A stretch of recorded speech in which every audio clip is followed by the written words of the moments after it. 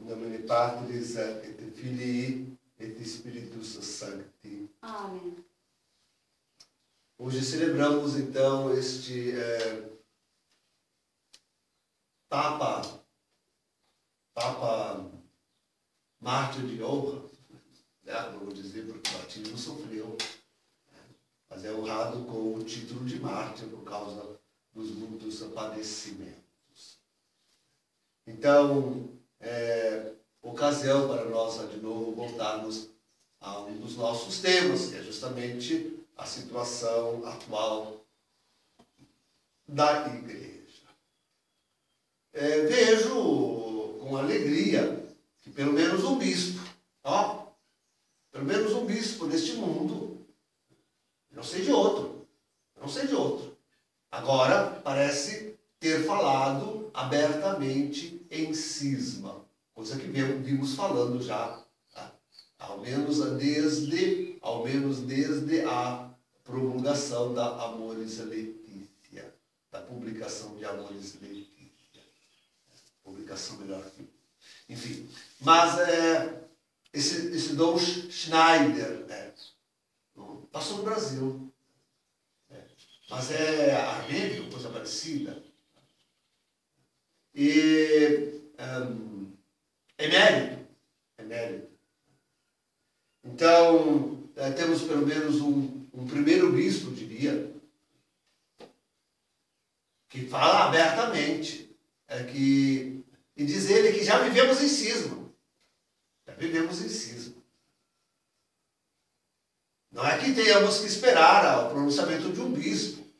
Eu já tenho dito, como disse, acabo de lembrar de novo, desde a publicação da Amoris Laetitia, tenho alertado a igreja sobre a existência do cisma. O cisma não se dá por... Já o disse também, o cisma não se dá por nós, a Igreja Católica não faz cisma. Nós seguimos sendo católicos. Quem faz cisma sempre são os hereges, os apóstatas, os pérfidos, os cismáticos, enfim, aqueles que saem da Santa Igreja Católica. Perdem a comunhão conosco, perdem a comunhão com a Igreja Apostólica, com a fé da una. Vejam, aí está a visibilidade da Igreja. Fazem cisma aqueles que perdem a comunhão com a fé da Igreja una, santa, católica e apostólica. Ponto. Está aí. Essa é a frase lapidar. Estes fazem cisma. Então, nós podíamos nos perguntar, quando é que afinal começou esse cisma? Eu já assinalei agora a Amoris Laetitia como sendo cismática, porque herege, vai contra a Sagrada... Já expliquei tudo isso, vai contra a Sagrada Escritura, vai contra o magistério da igreja perene, vai contra os dogmas, vai contra a doutrina, vai contra a moral católica, vai contra tudo. Esta Amoris Laetitia. Contra tudo. Claro que podíamos assinalar um tempo antes. Digamos que podíamos nos acordar do cisma já na primeira publicação deste antipapa Francisco, quando ele aí na Evangelii Gaudium diz aberta, claramente, pervadindo toda aquela outra exortação apostólica do seu programa de destruição, não é de governo da igreja, mas de destruição da Santa Igreja Católica, que de resto via sido demolida já desde antes e com áreas de oficialidade no Concílio do Vaticano II. Desde antes e com áreas de oficialidade desde o Concílio Vaticano II, e assim, com bastante empenho, cada um dos papas que depois se seguiram. Entre os quais, de forma particular, o próprio Paulo VI, denunciou a autodemolição da igreja. Paulo VI é que denunciou a autodemolição da igreja. E foi um demolidor. Foi um demolidor. Foi Paulo VI que forjou, que cunhou a expressão Espírito do Vaticano II para justificar as aberrações que dele mesmo saíam. Entre as quais, a pior delas, sem dúvida, esta missa de Paulo VI Bugnini, que ele promulgou. Enfim, que fez a igreja aí celebrar até hoje. Tá? Quer pior autodemolição da igreja do que esta missa cismática? Não há. E mesmo depois, João Paulo II. Mesmo depois, João Paulo II. Não falamos de João Paulo I, porque, bem, ele teve um pontificado tão curto que não dá para contar. E, 2, parece que ele vinha com a disposição de corrigir as aberrações modernas. Ele vinha, hein? Ele vinha. Estava prometendo caçar lá no próprio Vaticano os satanistas todos, os maçônicos todos, e foi assassinado. Tá? Foi assassinado. Mas então, João Paulo II, bem, segue este processo. Sim, tanto Paulo VI como João Paulo II, com esta veneração, amor pela Santa Igreja Católica, querendo edificá-la, mas na verdade trabalhando a marteladas pela sua autodemolição. E o que diríamos de Assis? Que diríamos de Assis, criado por João Paulo II? Olha, queridos, só de ver esses papas, Paulo VI também, mas a imagem mais forte me vem de João Paulo II, mas também de Bento XVI, recebendo na testa o sinalzinho hindu, por favor, do sacerdote hindu, por favor, isso é apostasia, tá? Pegando o Alcorão e beijando, por favor, ô João Paulo II, tu já era grande, com essa tu não é grande coisa nenhuma, és um pequenininho, e cada vez menor. Só de ver esses homens que querem ser grandes. Bento XVI quer ser um grande teólogo, grande doutor. Só ver estes homens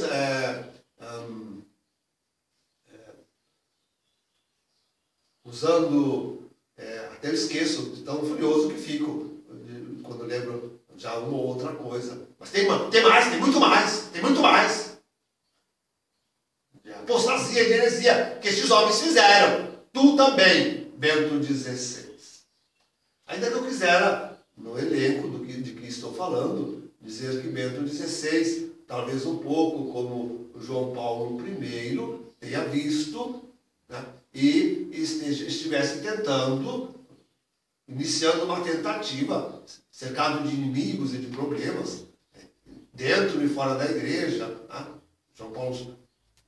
Bento XVI é o outro mártir em vida. Hein? Outro mártir em vida, outro mártir em exercício de pontificado, tanto que renunciou. Na cabecinha dele ainda vale aquela renúncia. Por isso que eu digo, aqui estamos. Aqui estamos. Em sede vacante? Parece que sim, parece, não sei. Ninguém sabe, porque mesmo Bento XVI dá tantos sinais de sim e de não. São sinais contraditórios. Sinais de sim, que ele continua sendo Papa. Sinais de não, que ele realmente renunciou. Sinais de sim e sinais de não. Este homem mostrou-se um sim e não ao mesmo tempo. Tá? Totalmente inseguro. Totalmente inseguro. Este pobre Bento XVI. Mostra-se completamente inseguro.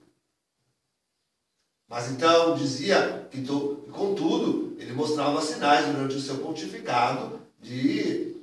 A dificuldade dele era de ter participado tão proximamente, ativamente, do Concílio do Vaticano II, ser apaixonado por este horror que foi o Concílio do Vaticano II, e com isso, a muito caro custo, ele consegue agora, antes e depois, agora, sobretudo, dizer alguma palavrinha, deixar escapar alguma palavrinha que realmente mostre aquilo que foi esse horror de concílio. Então, toda a dificuldade dele se encontra aí. Não saber o que fazer com o Concílio do Vaticano II. Eu estou para gravar, há tempo tem gente esperando, estão já bravos comigo. Estou para gravar uma palestra sobre o Concílio, para dizer a Bento XVI o que fazer com o Concílio.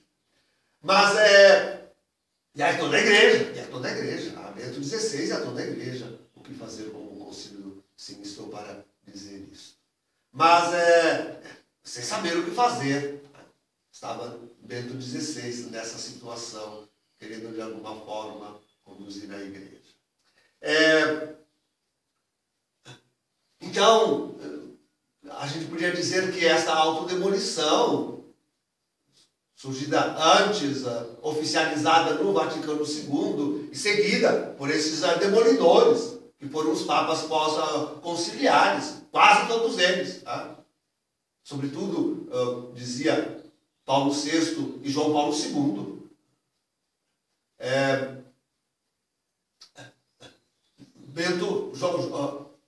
Francisco, na Evangelii Gaudium, aí agora, com todas as ferramentas na mão, põe-se a uma descrição essencial da igreja. É só ler, queridos. Tenham boa vontade, porque eu já vi na minha frente um bispo dizendo, mostrou o livro, a Evangelii Gaudium, mostrou a Evangelii Gaudium toda sublinhada, arriscada, ele lendo uma, duas vezes, dizendo que estava lendo a segunda vez agora, né? E não conseguia ver nada ali. Não vê de burro! Não vê de cego, porque quer ser cego! Não é possível que não veja! Esse homem já, na Amoris Laetitia, na Evangelii Gaudium, rompe com a igreja. Este homem, na Evangelii Gaudium, rompe com a igreja. Então, o cisma podemos dizer, pelo menos, já desde a Evangelii Gaudium. Mas eu vou retroceder mais. Vou retroceder ainda mais. Vou à eleição deste homem. Eu chamei ele antes de antipapa, por causa disso. Por causa também, não só, porque o pontificado é todo um antipontificado. Mesmo que fosse uma hipótese legítima a sua eleição, o seu pontificado ter-se mostrado tão anti-eclesial que ele seria um antipapa. Mas ele é antipapa, sobretudo por causa da sua eleição ter sido fraudulenta.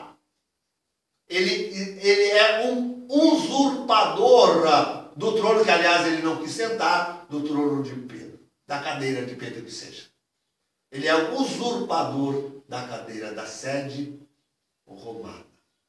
Ele mesmo disse, ele mesmo confessou a uma jornalista amiga sua, argentina, logo depois da sua eleição, ele mesmo confessou que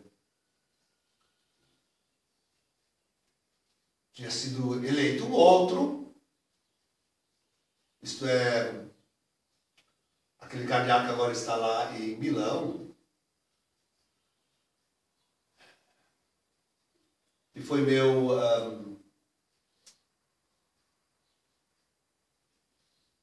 da Pontifícia Universidade Gregoriana, Lateranense. Então, agora perdi o nome. Teria sido eleito antes, aceitado, até escolhido já o nome. Tá? Eleito, aceitado e escolhido o nome para suceder o Bento XVI.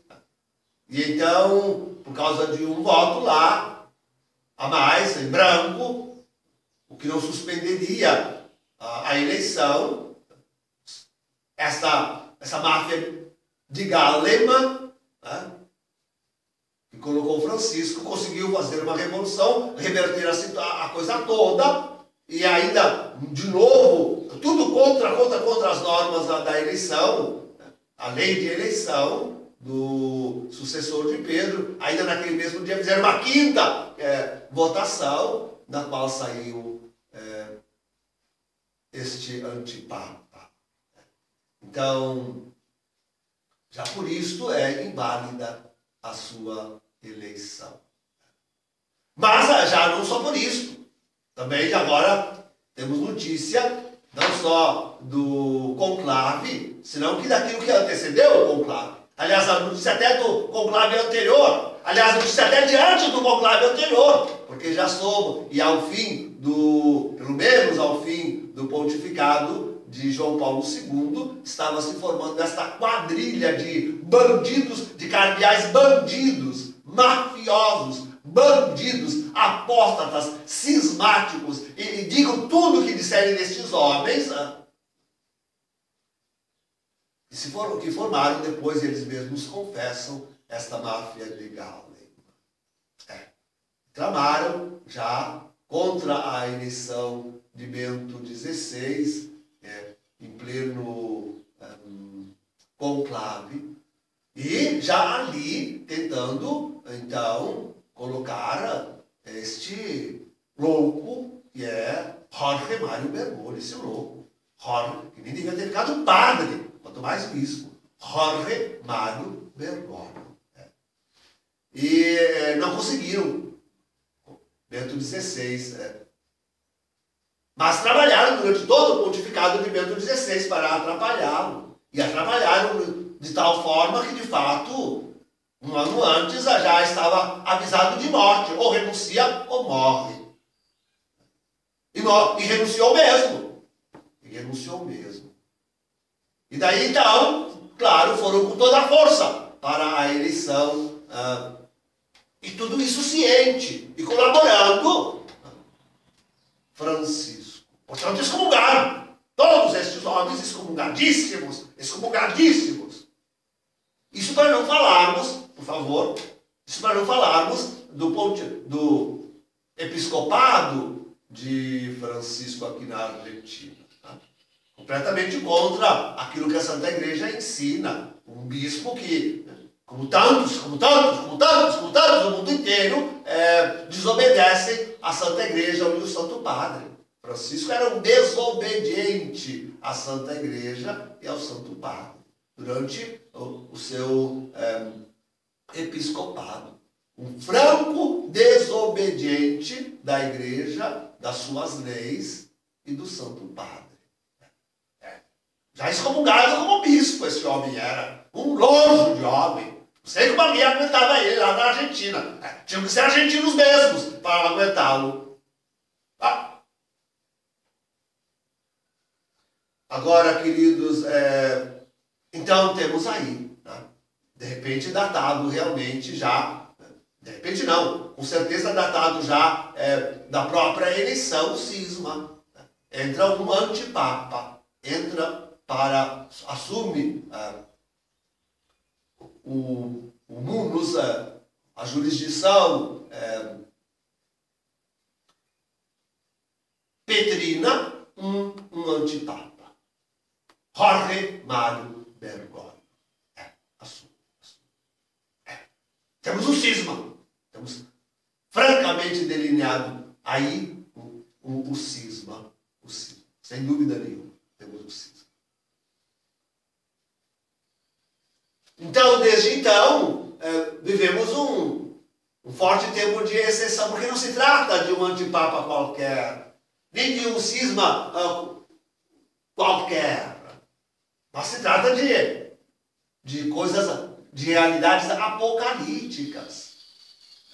Não se trata de um antipapa qualquer, trata-se daquele que é descrito em Apocalipse 13, 11 e 16 como sendo a segunda besta. O falso profeta. Nós estamos aí num estado de exceção tremendo. Nos inserimos a pleno no fim dos tempos. Fim dos tempos. Nos inserimos a pleno no fim dos tempos. Isto, queridos, por favor, não se trata de um cisma qualquer. É também um cisma, porque justamente por isso, até hoje.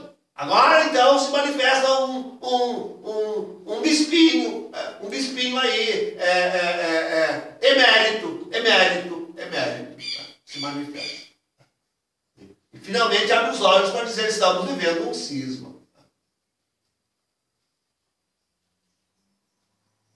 Falo do estado de exceção para dizer que aqui ficam suspensas muitas leis da igreja. Porque falar de emérito? Como falar de emérito quando nós temos uma igreja sendo demolida desse jeito? Tem que se levantar. Seja velho caquético, seja como for. E levantar e pegar o seu cetro, o seu báculo e sair daí a gritar: igreja, é cisma. Tem que sair. Não tem nada de ser emérito. Não tem nada de ser mérito. Ah, mas o senhor, alguém podia dizer, não está sobre o bispo nenhum. Mas eu vou estar sobre esses bispos, todos eles excomungados. Vou estar sobre obediente ao bispo, todos eles em comunhão com Francisco, rezando o Unacum. Vou estar em comunhão com esses padres, todos eles rezando o Unacum Francisco. Mas Deus me livre! Eu não sou herético, eu não sou cismático. Eu sou um padre da Santa Igreja Católica e Apostólica Romana.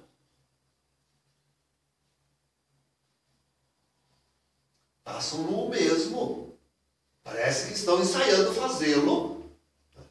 Esses bispos, esses cardeais, Burke e Companhia Limitada, esses 4 cardeais que escreveram os Dubia para Francisco e a Sagrada Congregação Romana do ex-Santo Ofício, enfim, sob o cardeal líder. Então, parece ensaio, ameaçam, dizem que vão fazer, até agora não fizeram. Tem que fazer aquilo mesmo que já fiz já fizeram outros sacerdotes, e faz agora esse bispo Schneider, e dizer, e denunciar, e anunciar: estamos em cisma, num cisma profundo. E aqui que está o ponto. E eu falo que esse cisma é quanto mais profundo, quanto menos bispos, sacerdotes, fiéis se acordam, tomam consciência, denunciam e procuram continuar sendo fiéis à Santa Igreja, não aderindo às loucuras de Francisco, como fazem agora aqui, abundantemente no Brasil, se declarando contra, em adesão a Francisco, tantas dioceses que nos seus programas colocam em prática a Amoris Letícia com todas as suas loucuras, como fez o inteiro episcopado espanhol, declarando-se contra os 4 cardeais em favor de Francisco, como fez aquele bispo, também emérito ele, mas sob o comando de todos os bispos gregos. E como aqui, ali, se declaram em favor de Francisco. Mostrando como o cisma é profundo. O cisma é tremendo. Eu vejo, na verdade, que muitos padres, na falsa obediência aos seus bispos, vou repetir isto, com voz forte e bem calma, vejo muitos sacerdotes, na falsa obediência a seus bispos, ficarem calados, mas estão vendo tudo isso nos seus corações. Mas não basta isso, tem que sair em defesa dos fiéis. Não basta ter no seu coração a certeza do cisma, é preciso sair em defesa da igreja, é preciso sair em defesa dos fiéis. Você de repente pode até estar só dizendo boca para fora o nome de Francisco na missa, mas como é que os teus fiéis vão saber disso se tu continuas dizendo? Como é que os teus fiéis vão saber disso se tu não dizes forte e claramente que está acontecendo um cisma na igreja? Como, meu bom sacerdote, meu querido colega, como? Não podes. Tens que dizer e começar as coisas. E assim todo bispo, cada bispo. Vemos essa multidão de bispos, de padres, todos se excomungando, saindo da Santa Igreja Católica para a adesão com este antipapa, falso profeta, Jorge Mário Bergoglio. Por favor, por favor. É um cisma que realmente assume uma proporção apocalíptica, prevista nas Sagradas Escrituras. Mas então, está na hora, já passou da hora, e não só Dom Schneider, aos quais o nosso respeito, nossa admiração, nosso carinho, porque finalmente deixa de ser conservador, finalmente deixa de ser tradicionalista, e nunca querendo ser moderno, por favor. Ser moderno não, de jeito nenhum. A modernidade é uma heresia, a rainha de todas as heresias, o conluio de todas as heresias. Mas então, não sendo moderno, nem mais somente conservador, nem mais somente tradicionalista, mas realmente um homem de Deus, da igreja, da Santa Igreja Católica, sai a lume e acusa e diz: estamos em cisma.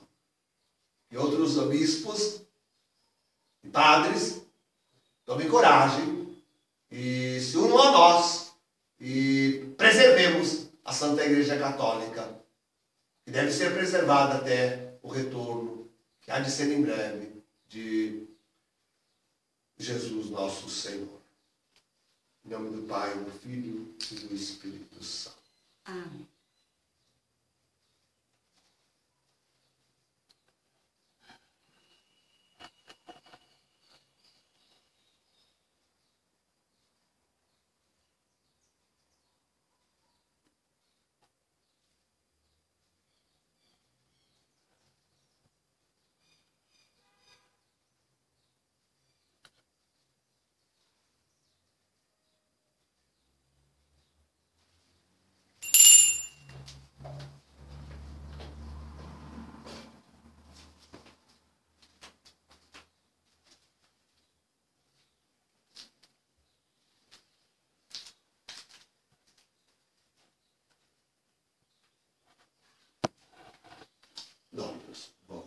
Et cum Spiritu tuo.